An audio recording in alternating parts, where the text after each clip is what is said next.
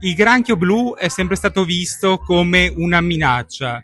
Nel suo approccio resiliente alla cucina invece diventa una risorsa, in modo forse controintuitivo per i più.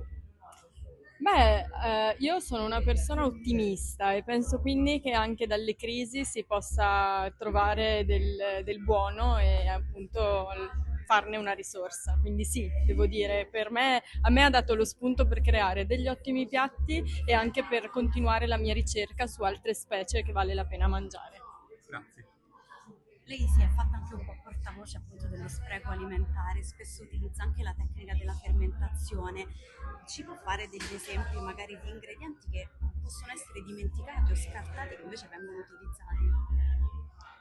Beh, ci sono tanti ingredienti che ho appunto anche citato prima nella presentazione, ad esempio le foglie di alcune verdure come quelle del finocchio o quelle del carciofo esterne che vengono buttate via, invece con quelle del carciofo si può fare il caffè, si seccano in forno e si può fare una polvere e si può usare tipo il caffè d'orzo, il caffè di cicoria.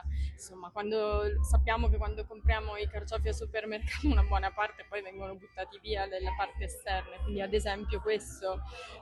Oppure, cioè, beh, è più banale, ma non è semplice imparare a fare dei fondi di pesce, dei fumetti di pesce con le parti di scarto dopo aver fatto per esempio un pesce al forno.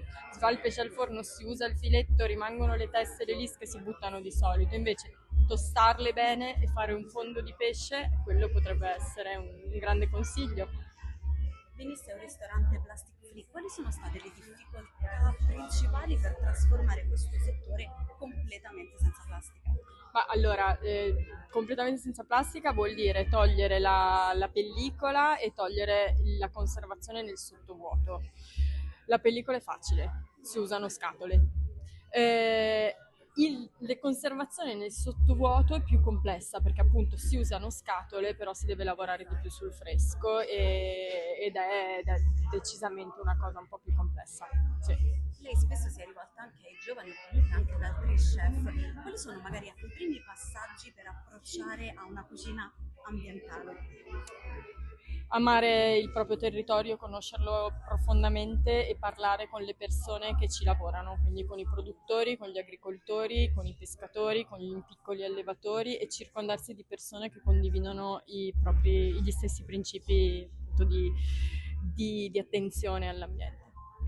E il chilometro zero è uno di questi principi fondamentali. Beh sì, certo, infatti si parla di collaboratori agricoltori, allevatori che lavorano nella zona limitrofa al proprio ristorante.